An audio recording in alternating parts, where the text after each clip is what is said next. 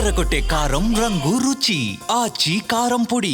విద్యుత్ ఛార్జీల విషయంలో చంద్రబాబు ప్రభుత్వానికి ఏపీ విద్యుత్ నియంత్రణ మండలి మొట్టికాయలు వేసింది. అదనంగా వసూలు చేసిన ఛార్జీలను విద్యుత్ వినియోగదారులకు వెనక్కి ఇవ్వాలని ఆదేశించింది. ఇందుకోసం విద్యుత్ ఛార్జీలను ట్రూ డౌన్ చేస్తూ ఉత్తర్వులు జారీ చేసింది. కూటమి అధికారంలోకి వచ్చిన తొలి ఏడాదిలో ప్రజల నుంచి వసూలు చేసిన మొత్తంలో 923.55 కోట్లను ప్రజలకు వెనక్కి ఇవ్వాలని డిస్కామ్లను ఆదేశించింది. 2024-25 సంవత్సరానికి 2758.76 కోట్లు ఇంధన విద్యుత్ కొనుగోలు సర్దుబాటు ఛార్జీలను డిస్కామ్లు ఈ ఏడాది జులైలో ప్రతిపాదించాయి. ఇందుకు ఏపీ ఈఆర్సీ నుంచి అనుమతిని కోరాయి. వీటిపై విచారణ జరిపిన ఏపీ ఈఆర్సీ డిస్కామ్లు చెప్పిన లెక్కలు విద్యుత్ కొనుగోలు వ్యయంలో భారీ వ్యత్యాసాన్ని గుర్తించాయి.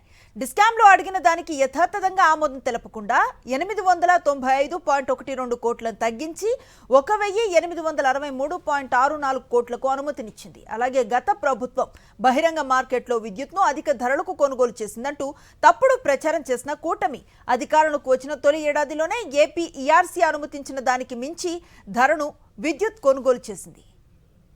ఏపీ ఈఆర్సీ యూనిట్కు 5.27కు కొనమని చెబితే ఈపీడీసీఎల్ యూనిట్కు 5.84 చొప్పున, సిపిడిసిఎల్ 5.86 చొప్పున, ఎస్పీడీసీఎల్ యూనిట్కు 5.89 వెచ్చించి విద్యుత్ కొన్నట్లుగా ప్రతిపాదనలో తెలిపాయి. కాగా ఏపీ ఈఆర్సీ యూనిట్కు 0.8 పైసల నుంచి 0.15 పైసల వరకు తగ్గించి అనుమతినిచ్చింది.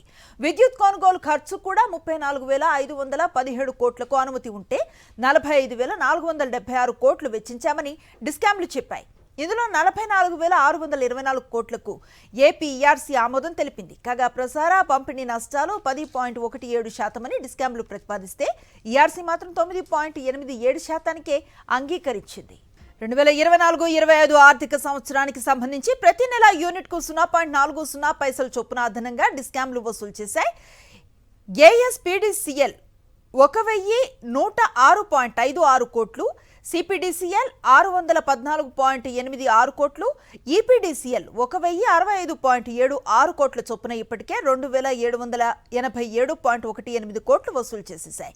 ఈ మొత్తం నుంచి అనుమతినిచ్చిన 1,863.64 కోట్లు పోగా మిగిలిన 923.55 కోట్లను ఈ ఏడాది నవంబర్ నెల బిల్లు నుంచి ట్రూ డౌన్ చేయాలని ఈఆర్సీ ఆదేశించింది. అంటే ఇప్పటికే ప్రజల నుంచి వసూలు చేయాల్సిన దానికంటే అదనంగా వసూలు చేశారని, దానిని 12 సమాన వాయిదాల్లో ప్రతి నెల విద్యుత్ బిల్లులో యూనిట్కు 0.13 పైసల చొప్పున సర్దుబాటు చేయాలని ఆదేశించింది.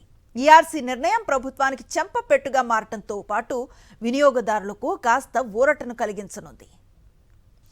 తాము అధికారంలోకి వస్తే విద్యుత్ ఛార్జీలు తగ్గిస్తామని ఎన్నికలకు ముందు ప్రతి ప్రచార సభలోనూ చంద్రబాబు అండ్కో చెప్పారు. అధికారంలోకి రాగానే ఆ హామీని గాలికొదిలేశారు. ఛార్జీలు పెంచం అని తానెప్పుడు చెప్పానంటూ నిస్సిగ్గుగా మాట మార్చేశారు. ఓవైపు సూపర్ 6 అంటూ హామీలిచ్చి వాటిల్లో ఒక్కటి అమలు చేయకుండా ప్రజలను మోసం చేస్తున్న చంద్రబాబు ప్రభుత్వం మరోవైపు ఇలా విద్యుత్ ఛార్జీల పేరుతో వారిని దోచుకునేందుకు ప్రయత్నిస్తోంది.